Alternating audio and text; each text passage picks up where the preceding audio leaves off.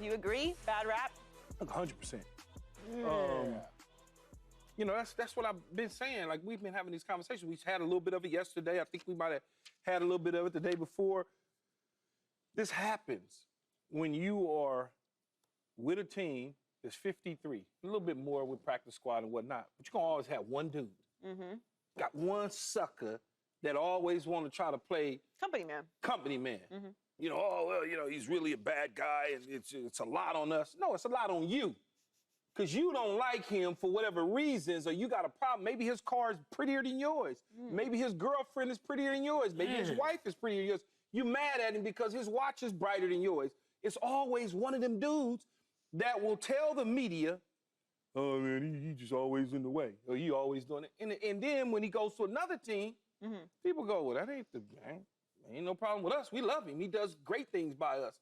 You always get that no matter who it is. No matter. It's unfortunate, though.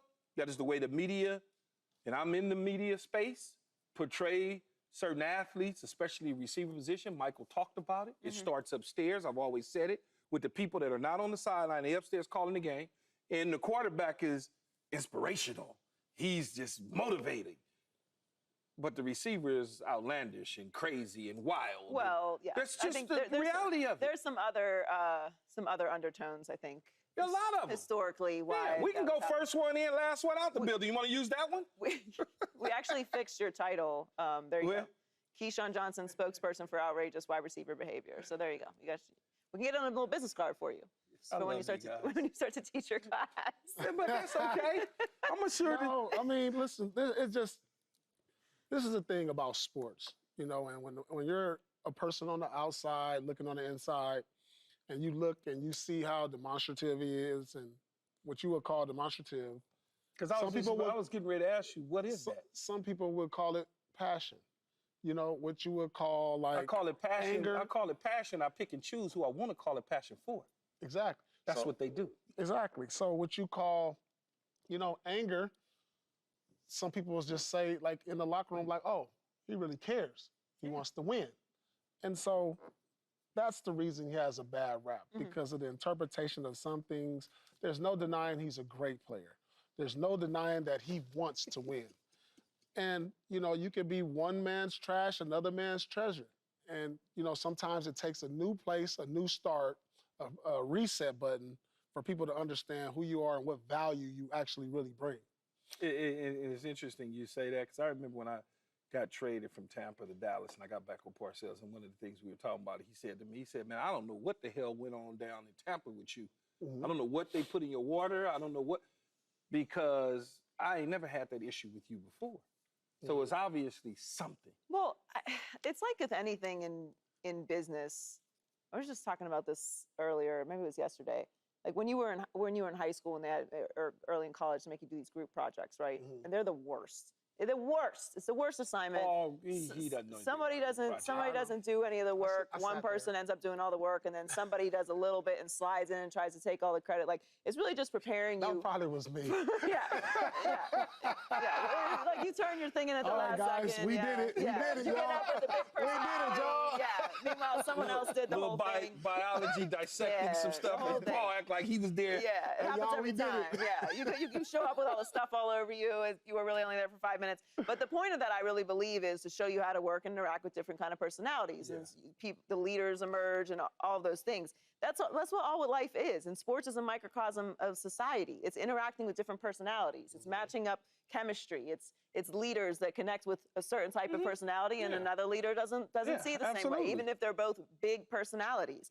What's confusing to me about this Buffalo, Stefon Diggs, Josh Allen saga, if you will, is it's as if they didn't have any success together. Yeah, they had a lot of success. If it was a cataclysmic failure, then I could see why this is still a conversation. But they had a lot of success together. Did they achieve the ultimate goal of winning a Super Bowl together, which was obviously what they intended to do? I dare you to disrespect and treat Mr. Josh Allen that way. That is he's the quarterback. Yes. Yeah, That's what they're saying. I got it. And then the quarterbacks throw their helmets and they break the pads. He's so and they smart. Throw the Gatorade bottles. And the Oh, towels he's smart. Yeah, I get it. He's just mad at the guy ran the wrong route. Oh, you sure he ran the wrong route, or did the quarterback make the wrong read? I understand it. Two things can be true also, right? Yes. Like Stefon Diggs and Josh Allen needed each other at that point in their careers. They did. You look at the numbers, they did. They were great together. They accomplished great things together. Not the greatest, but the great things. And this relationship clearly deteriorated. It feels like more to me, and maybe it's just me. It feels more that Josh Allen needs Stefon. Stefon was actually headed in the right direction in Minnesota, but he wanted more money because Thielen was making more money than him. Right. And they didn't want to pay him, so he was like, come on, man, y'all tripping. I'm out here doing all this work, but I'm making this type of money. Sure. So they got him up out of there, and he goes to Buffalo. And from a number standpoint, to speak to your point, they were fine successfully. But prior to him getting Stefon Diggs, there was questions mark. Yeah, and he was also a younger player that might have played a role in it as well. Like younger players need more support. They need specific types of coaching that works for them. They need people to believe in them. They need veterans, all those things. What it really comes down to is the conversation about disruptors and personalities and divas. And no matter where you look at successful situations, you're going to find a diva because you have to have someone that moves the needle. It can't be everybody who's like, oh, what do you think we should do? Well, I don't know. What do you think you should do? Oh, it's me? I'm fine. I am a diva. Please let everyone know. Spread the word. Tell everyone I'm very difficult. I don't want to be treated like I'm not difficult. I'm stressing people out and upsetting people every day with what I demand from them because I demand excellence. That is what I want my reputation to be, and don't tell people otherwise. All right, Key, can I ask you a question? How did the perception of you change after you won the championship? Because I'm sure you didn't become a different person. It never changed. No, but I'm saying, how people looked at you a certain way before, then you win, but you never changed, and now it became something else. Nothing at all. No. First of all, how I was drafted, where I was drafted, how I came into the league, in the way I treated my situation. I wrote a book as a rookie. Yeah. Okay, when I signed up for the book, I could have wrote a book about us being 15-1, but guess what? I would have been lying because we was 1-15. So the title of the book was just "Give Me the Damn Ball." Oh my God, I dare a young, brash West Coast guy coming to the East Coast in New York City and writing a book and bashing. It's like, first of all, I ain't bashed nobody. I talked about the season and how poor we were and how bad our coaches were. Okay, fine, whatever. But I didn't have a problem with the big boss when he came into town. When Big Parcells rolled in the Cadillac, we good, because he recognized talent. And he understood for us to get to where we wanted to go. Myself, Curtis Martin, Wayne Corbett, all of us had to do it together. But I had to be in the passing game the number one guy. Yeah. He understood that.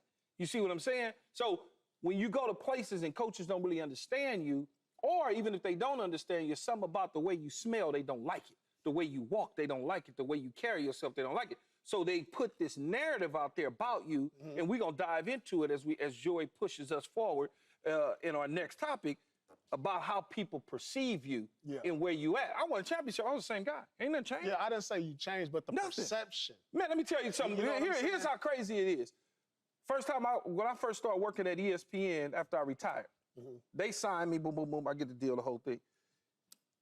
People in the building was walking around on eggshells like I was getting ready to bite their head off, and I ain't doing nothing. I'm just walking to the bathroom. What you scared of? Because they saw and they heard and they see it, and after they sit back, they go, man, he a teddy bear. That dude's so cool. Because they automatically assume you a certain way until they get to know you. Joy was the same way. She didn't know. First walked in the building, she was like, and then all of a sudden she like, oh my God, it's the truth. Yeah, I was intimidated by Keyshawn. Not intimidated, but not knowing. I let people be themselves. You know how it goes. And I don't want to spoil it for everyone, but Keyshawn is actually a very sweet guy. He's just lollipop. I will tell you, he got the best stories though. He does. A lot of real stories. You liked a little revenge in your career. So what are your expectations for Stefon Diggs in his first revenge game against Buffalo? You know, he wants to win the game first and foremost, but I think it'll be numbers-wise, it'll be, I got him winning, but it'll be like a 6-catch, 85-yard touchdown game type situation where Josh Allen will struggle alone. Because with Josh Allen, one reason I say Josh will struggle because he's playing against a good defense, great defensive mind, but he's out to prove that he can win without So you think Josh will play a little outside of himself? Oh, my God, yeah. I think he'll do too much because he's trying to prove that he can win without Stefon Diggs. But the revenge games are the best. You don't sleep at night. Ooh, man, I remember, boy. Take me back. It's like the memories. Yeah. You go all the way back. See, I didn't have a revenge game because I didn't look at it like that. But I hate, I've have teammates that want revenge games. I hate these games, right? Because it's like you want them to do well, but then now it kind of changes up kind of what the game plan really is because you want them to do well. So you're trying to force feed just to make sure they have a good game, but you still want to win. But, you have these revenge games. He does well, but you lose, and it's like, damn, why did we do that? No, we was going with my revenge game. My revenge game, should have stuck with the game plan. What was your revenge game? So I had already gone to Dallas, and then so Dan Henning was my offense coordinator in Carolina. Smart head coach, the whole deal, been everything. And I'm in Carolina, we play in Tampa. And John Gruden is still there as the head coach. But we specifically, him and John Fox specifically, made sure, like Paul said, 19, just like the book. He gonna get off. Just like the we book gonna make sure we give him the damn ball. We gonna make sure. Oh, we gonna make sure. They gave me the reverse. They threw the touchdown to me. It was just. What was your 2-0? Okay. My stat line? Hold on. I think I got this somewhere. Man. Where's that? Oh, there it go. So in 2 games, 13 receptions. Come on, man. In 2 games, 13 receptions, 3 touchdowns, and we was 2-0. All right. Okay. That's good. That's nice. Yeah, and on purpose, though. That felt good, though, huh? We were so petty. We ran the reverse on the 5-yard line for a touchdown. Come on. Just because. But they made sure because they knew how important it was to me. Right. They wasn't going to let me down. And that's the type of coaches. No, they wasn't going to have me being laughed at. And you like coaches like that. Because they knew, hey, everybody else, Julius Peppers and everybody, and Steve Smith and everybody, they was coming to the party with me. Well, I do hear what you're saying, though, Paul. Like, you can't switch the entire game plan. No, they switched it. But 100%. They switched it. For Keyshawn, they did. They switched it. But like, he was a top guy. And Stefon Diggs is there as well. So like whether man, I'm gonna feed Stefon Diggs every chance I get if I'm the OC. Yeah. His tongue gonna fall out when I'm done with him because it's important to him. Yeah. Yeah. I had another coach that when I left the Jets to go to Tampa, he told me to jump on a grenade for the team. What's that mean? He got fired at the end of the year. Take one for the team? Take one for the team. I had a horrible game. Horrible. He didn't try. He didn't care. It wasn't important to him. No, we lost. He didn't care. That's ego. It wasn't important to him. He told me he does not design specific plays for individuals. It's a system. This is what he told me. I told Coach Dutch, I said, TD, come on, man. Y'all brought me here, gave me all this money for me to deal with this. He's going at the end of the year, though. I'm just saying. I find this whole particular saga just to be very strange. I don't get it. I guess they had success together. Josh Allen was better with him. Think about it. I don't get the falling apart. They both have the same record right now. I don't think you remember, Paul, because you was in Boston. You'll remember. Big Tuna. It was Tuna Bowl 1, Tuna Bowl 2. It was Parcells versus New England Patriots. We wanted to win for Coach. We just wanted, we needed to beat the New England Patriots because he had just left Mr. Kraft and then it came to the Jets. I mean, you have certain games where you get up, and we could feel how important it was to him because how he practiced us throughout the week. It's some of those things. Well, also, this is an important AFC matchup. Like, this game is important. For both but some of that go out the door, though. Subscribe here to get the latest from Speak, and go watch a few segments from our other shows on FS1.